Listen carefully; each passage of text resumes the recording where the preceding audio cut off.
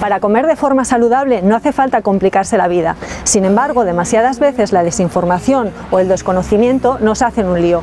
Para deshacernos ese lío, hoy me acompaña Miguel Ángel Urueña, doctor en Ciencia y Tecnología de los Alimentos, autor del blog Gominolas de Petróleo y del libro Que no te líen con la comida. Bienvenido, Miguel Ángel. Muchas gracias. Gracias por acompañarnos en Canal Prestoso. Es un placer. Mira, una de las cosas que más me ha gustado de tu libro es que comienzas haciendo un alegato a favor del pensamiento crítico y defiendes la educación de ciudadanos capacitados para tomar decisiones y preguntarse los porqués. Al hilo del pensamiento crítico, me gustaría comenzar esta charla hablando de la publicidad. ¿Qué te parece que personas con muchísima visibilidad entre el público joven y con mucha capacidad de influencia promuevan determinados tipos de alimentación o publiciten determinados tipos de alimentos o dietas? Como por ejemplo, recientemente tenemos el caso de famosa cantante que firma contrato con archiconocida cadena de comida rápida y todo el revuelo que se ha montado. ¿Qué te parece? Sí, pues es algo que se ha criticado mucho. Por una parte, los fans o las personas a las que les gustan estas comidas pues lo defienden, ¿no? Dicen que no les influye mucho, bueno, que puede hacer lo que quiera esta persona o este tipo de personas, pero hombre, en realidad claro que influye. Por eso las marcas contratan a personas famosas para estos propósitos.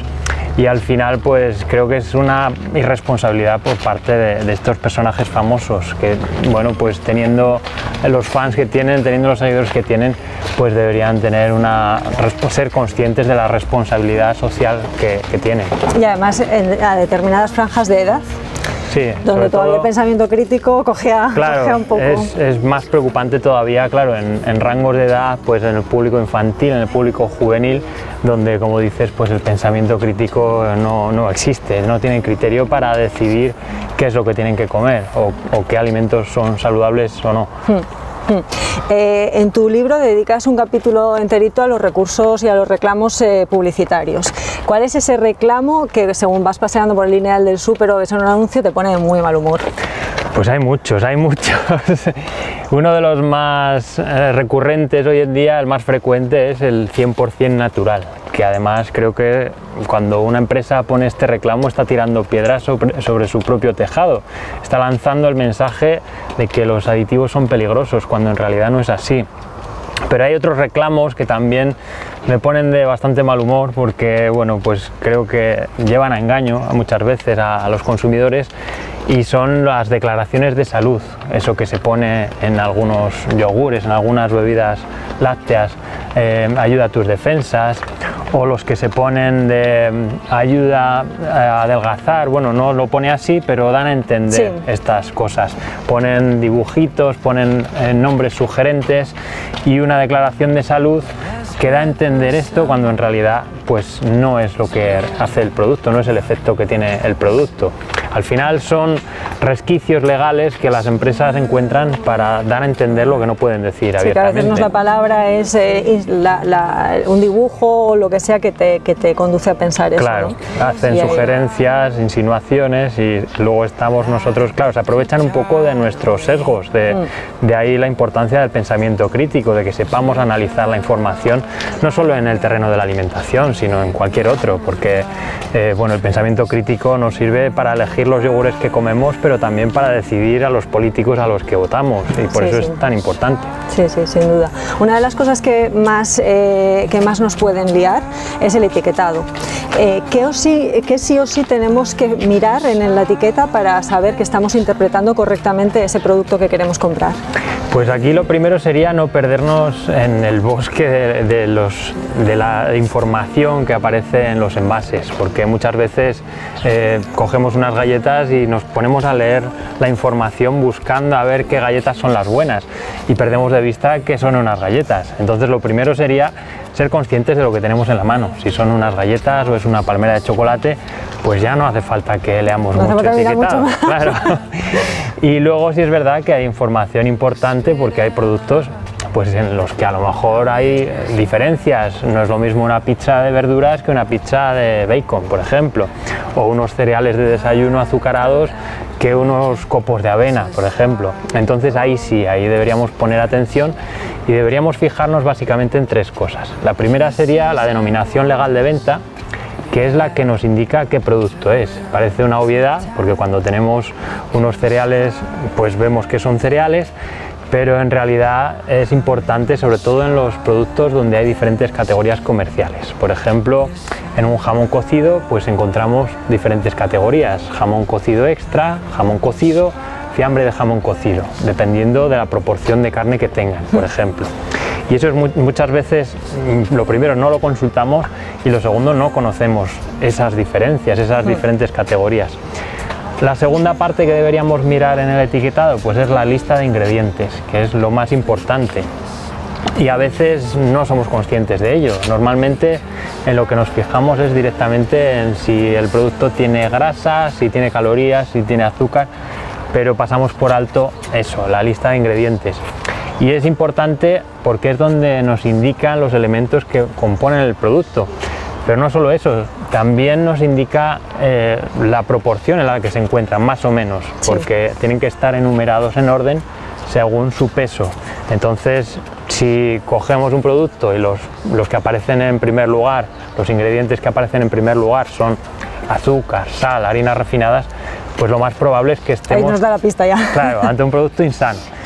Y al contrario, si estamos ante un producto donde los primeros ingredientes son pues calabaza, berenjena, bueno, frutas, verduras, legumbres, etcétera, pues puede que estemos ante un buen producto.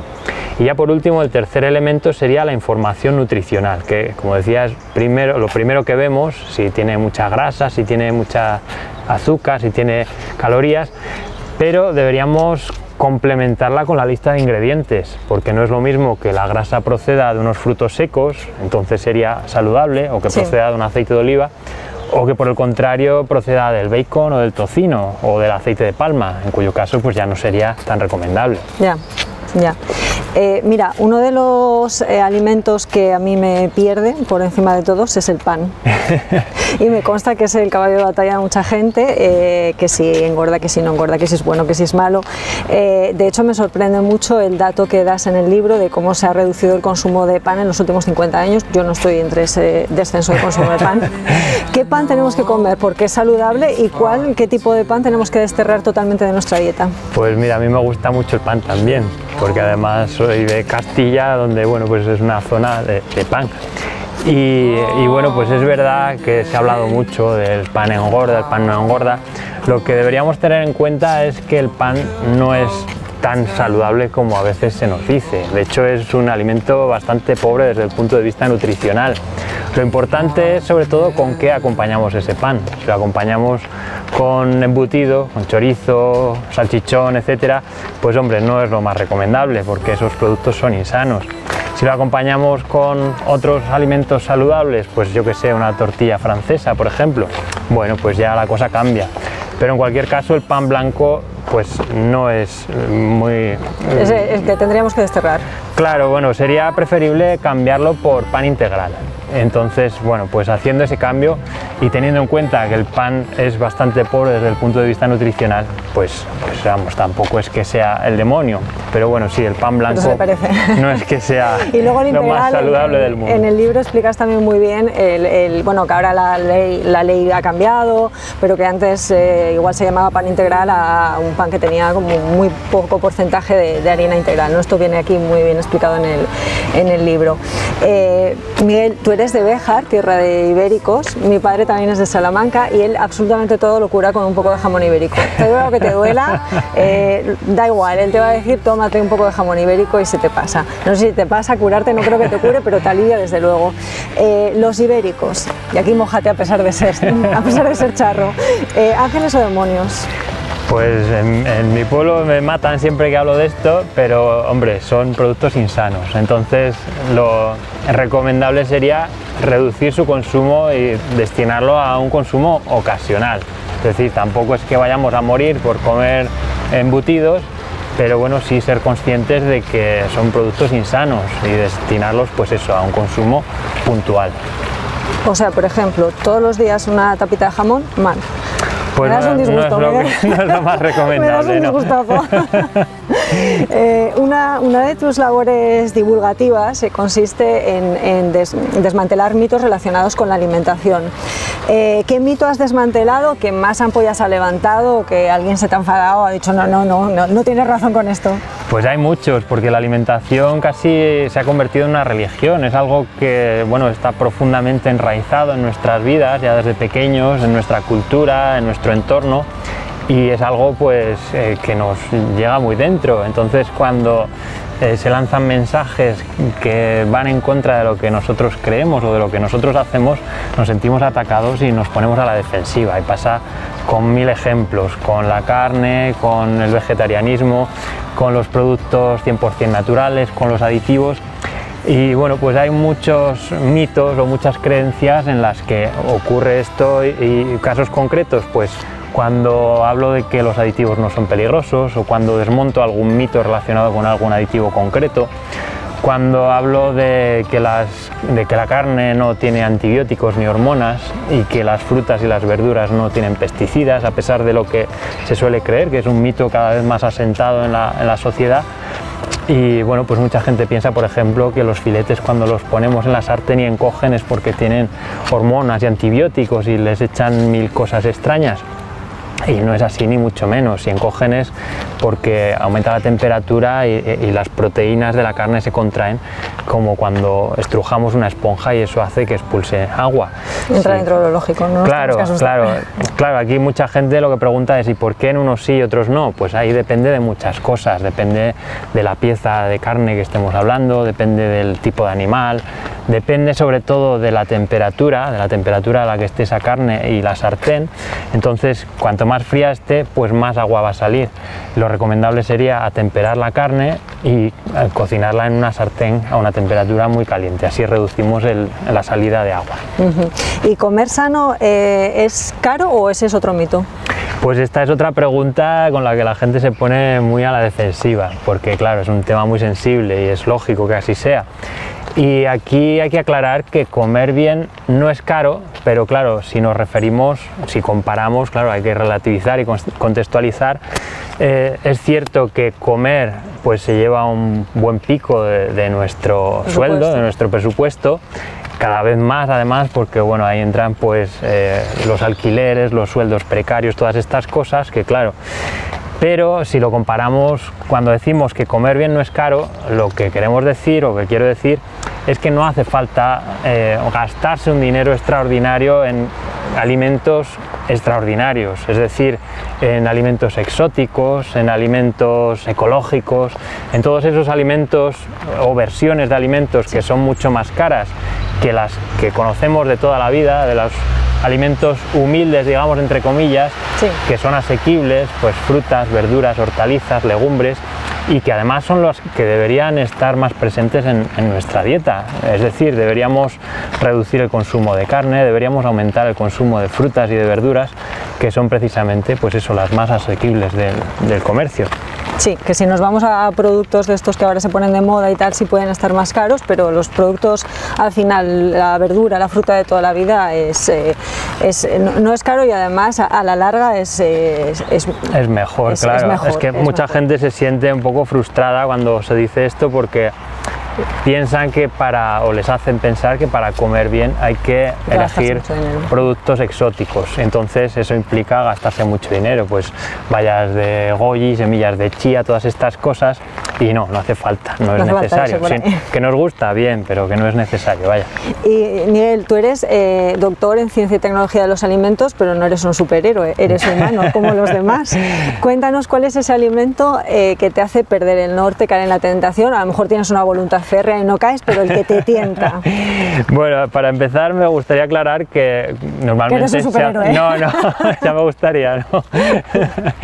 No, que cuando se habla de estas cosas, y es verdad, bueno, coloquialmente lo solemos decir, que pues caer en la tentación, lo de pecado, pues hablar en estos términos puede ser peligroso porque puede llevarnos a la obsesión con la comida. Cuando hablamos de bueno, pues eso, tentaciones, pecados, placeres, pues al final nos lleva un poco a la culpabilización, nos sentimos culpables cuando hacemos estas cosas, cuando comemos una tarta de chocolate, y eso pues implica luego un sacrificio, tengo que ir al gimnasio porque he pecado haciendo esto. Y ese, pues eso, es un círculo que al final pues no lleva a nada bueno. Lo recomendable sería tomarlo con mucha más naturalidad. Que nos apetece un día comer un pastel porque nos gusta y porque podemos hacerlo. Deduzco no que lo que te hace caer en la tentación es la tarta de chocolate y los pasteles. Al revés. Que estás eludiendo la respuesta. No, pues eso, si nos gusta y lo queremos hacer, lo podemos hacer un día puntual, pues bien, no pasa nada, luego ya seguimos con nuestra rutina. A mí que va, al contrario, lo mío no son los dulces, lo que me gustan son, lo dulce que me gusta es la fruta, lo que me gusta es lo salado, y ahí sí, me gusta pues el jamón, el salchichón, bueno, pues los ibéricos.